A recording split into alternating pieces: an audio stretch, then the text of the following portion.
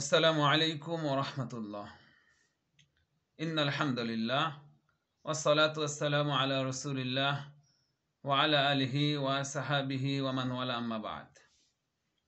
সম্মানিত উপস্থিতি, শুকরিয়া আল্লাহর জন্য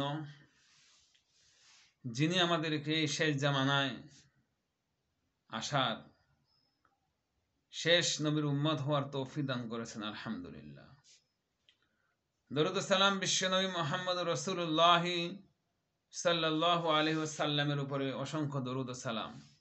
আমরা সকলেই বলি আল্লাহুম্মা সাল্লি আলাইহি আল্লাহুম্মা বারিক আলাইহি। সম্মানিত ভিউয়ার্স, আপনারা জানেন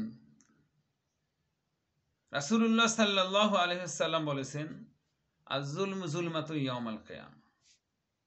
জুলুম যারা করবে এদের কিয়ামত তো অন্ধকার হবেই হবে, দুনিয়াতে এদের ধ্বংস হবে।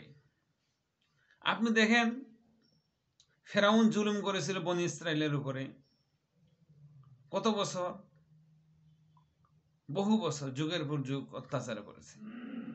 এই জালেম শেষ হয়ে গেছে। নমরুদ অত্যাচার করেছে, নমরুদও শেষ হয়ে গেছে। এরপরে যত জাতি, যত গোষ্ঠী যারাই উপরে জুলুম করেছে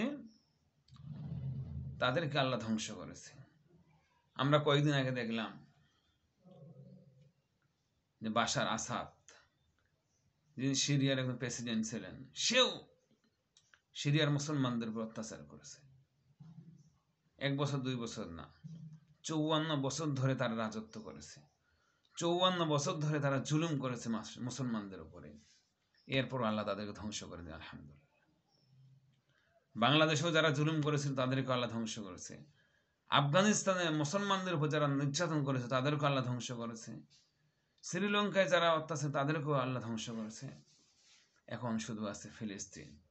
এই ফিলিস্তিনের মুসলমানদের উপরে যারা অত্যাচার করেছে এদেরকেও আল্লাহ ধ্বংস করবে, শুধু সময়ের অপেক্ষা।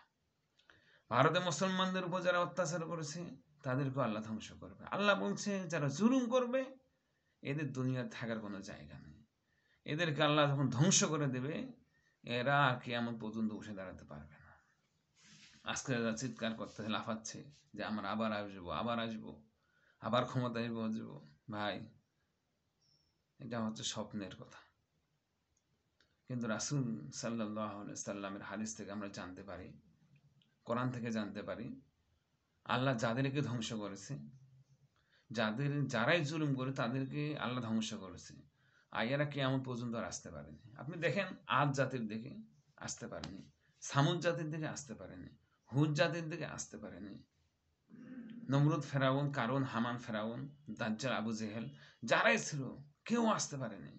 আপনিও আসার চিন্তা করিয়েন না। এই চিন্তা বাদ দেন। বাদ দিয়ে ভালো হয়ে কিভাবে আল্লাহর ইবাদত করবেন, ইসলামী হুকুমত কিভাবে প্রতিষ্ঠা করবেন, ইসলামের তাওহীদ কিভাবে প্রতিষ্ঠা করবেন, সেই চিন্তা করেন। আল্লাহ আপনাকে তৌফিক দান করুন। আল্লাহ তাআলা আমাদেরকে সাহস দেব। আল্লাহ তাআলা আমাদেরকে সাহায্য করবে। আল্লাহুম্মা আনসুরনা আনতা খায়রুন নাসিরিন। বিশেষ করে